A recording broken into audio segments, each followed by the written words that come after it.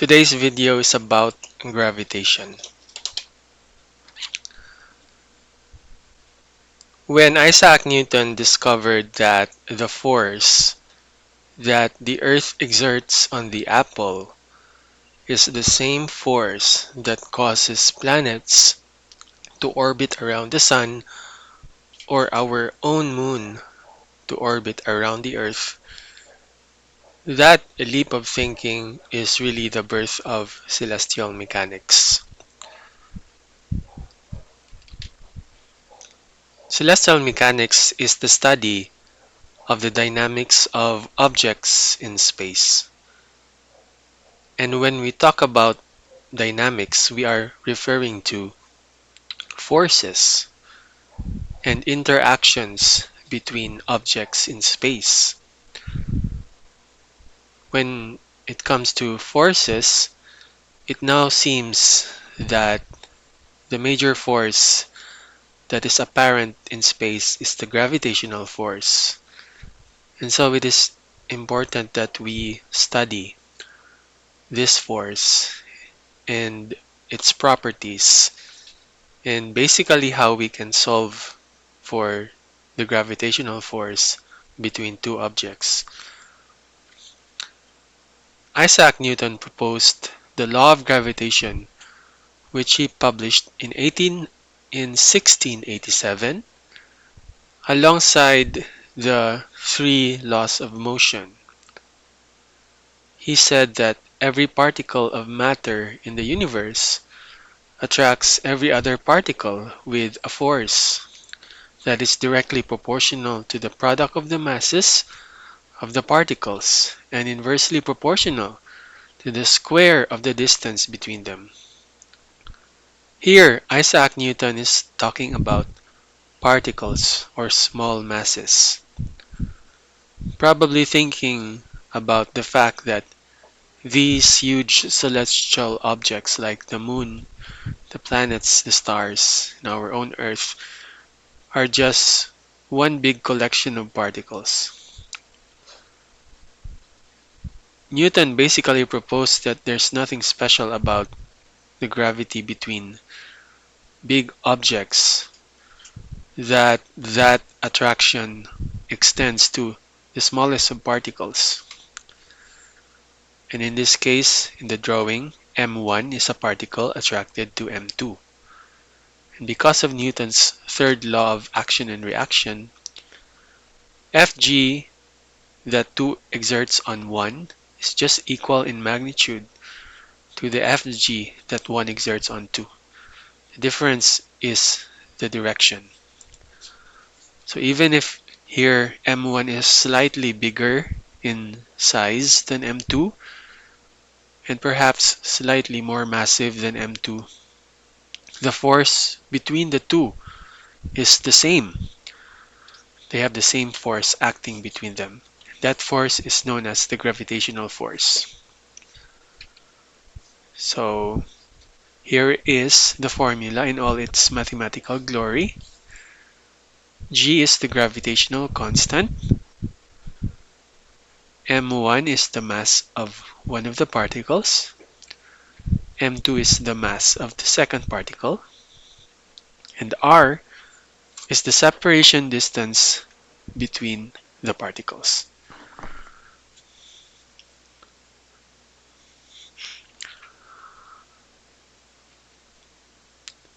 Let's talk about the gravitational constant.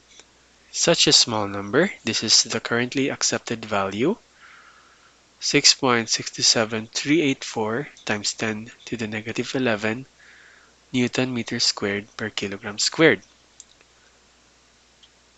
I prefer that we use up to 3 significant figures. So that is 6.67 times 10 to the negative 11. This value is actually determined by Sir Henry Cavendish back in 1798. And he has this Cavendish experiment involving a big mass and a small mass. And he made the big mass he suspended the small mass so that it can freely rotate because it's attached to like a rod that causes it to rotate.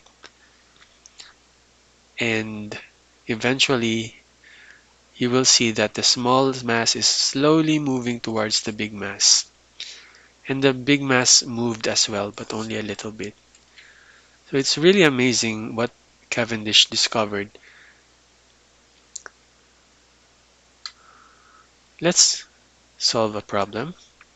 If the distance between two masses is doubled, while everything else stays the same, what happens to their gravitational interaction? When you double the distance between two masses, you are reducing the force between the two masses. The gravitational force is reduced. But by how much? This is the mathematical solution to that problem. We call the original expression Fg, old, and Fg, nu is almost the same except r is now twice as big, so the distance is doubled. If you bring out 2, it becomes 4r squared, and it becomes 1/4 of gm1 m2 over r squared, which is just 1/4 of the old expression for our gravitational force. So therefore, the new gravitational interaction is reduced to 1/4 the original value. I've seen this a lot during our quizzes activity. You answered 9.8 for the constant, the gravitational constant. But don't confuse small letter g with big letter G. Small letter g is the let's drink water.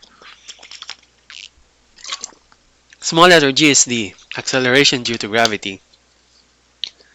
And its value is 9.8 on Earth, but it really is the ratio between the weight and the mass of an object. And it varies depending on the location of the object on the Earth. And g is also different for various surfaces of planets. Capital letter G, on the other hand, is a universal constant, which means that it has a fixed value and is the same value for any two bodies no matter where they are located. So there's a big difference between small g and big G. Let's talk about this formula again. As you can see, the man is diving towards the ocean of water, which is essentially part of the Earth. So actually, what the law says is that as the Earth pulls on the man also pulls on the Earth because there is a gravitational interaction between them. The Earth actually rises up to meet you as you fall down towards the Earth, but this is not noticeable because the Earth is 10 to the 23 times bigger than you. So actually, in this graph, where the blue represents the acceleration and the orange represents the mass, the Earth has such a big mass that it extends on top of the screen, maybe to the skies even, compared to your own mass. So that essentially the acceleration that it feels is minimal compared to your acceleration, which is 9.8. There is a same force between you and the Earth. If the Earth pulls on you with 100 newtons, then you are also pulling back on the Earth with 100 newtons. But because you have different masses, you also have different accelerations. On gravitation and spherically symmetric bodies, didn't I mention that the FG m1 m2 over r squared is really referring to two particles? m1 and m2 are the masses of particles. So what's the purpose of this formula if we can't use it for other objects like real-world extended objects? Well, you can still use the formula if your objects are spheres whose masses are evenly distributed. So if you have a sphere like this blue sphere with a radius of r1 and this yellow sphere or orange or whatever, what color is this? Mustard with radius r2. If we assume that these objects are spheres and the mass distribution is spherically symmetric, then we can think of them as though their masses are concentrated at the center. So we're still dealing with point particles essentially. Okay, here the right picture is almost like a conversion of the left picture.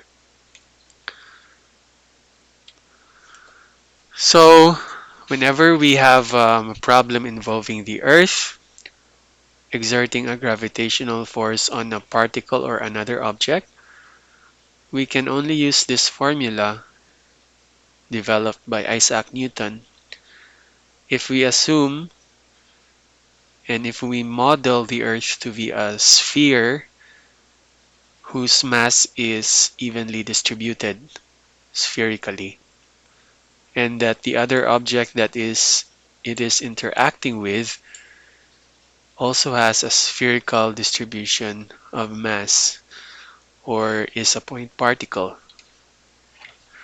So we can use that. Let's solve this problem. The mass of one of the small spheres in a Cavendish balance is 0.01, that's 0.01 kilograms. The mass of the nearest large sphere is 0.5 kilograms.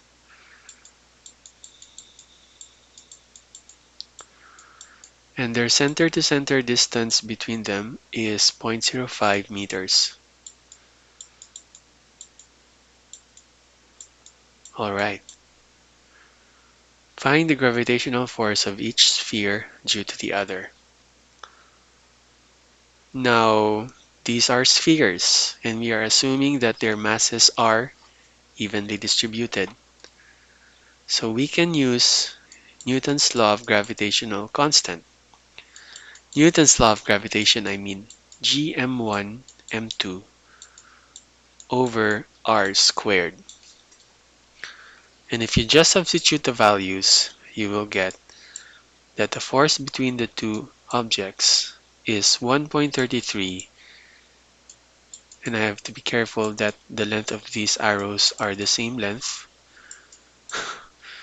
1.33 times 10 to the negative 10 newtons. Example 2. Suppose the two spheres are placed with their centers 0.05 meters apart at a point in space far removed from all other bodies. What is the magnitude of the acceleration of each relative to an inertial system? So the relevance of putting these two spheres at a point in space far removed from all other bodies is so that the only force acting between them is the gravitational force that we solved in the previous problem, which was 1.33 times 10 to the negative 10 newtons. So if we now look at mass 1 and calculate the acceleration of mass 1, we can use Newton's second law of motion. But now Newton's second law is easy to use since in the summation of forces part, we only have one force, and that is the gravitational force. And so by using this formula, you can calculate these values below. Which object will have greater acceleration? Well, mathematically, the object who, for using this formula, the denominator is smaller, which means that the mass is smaller. So the smaller mass has the greater acceleration.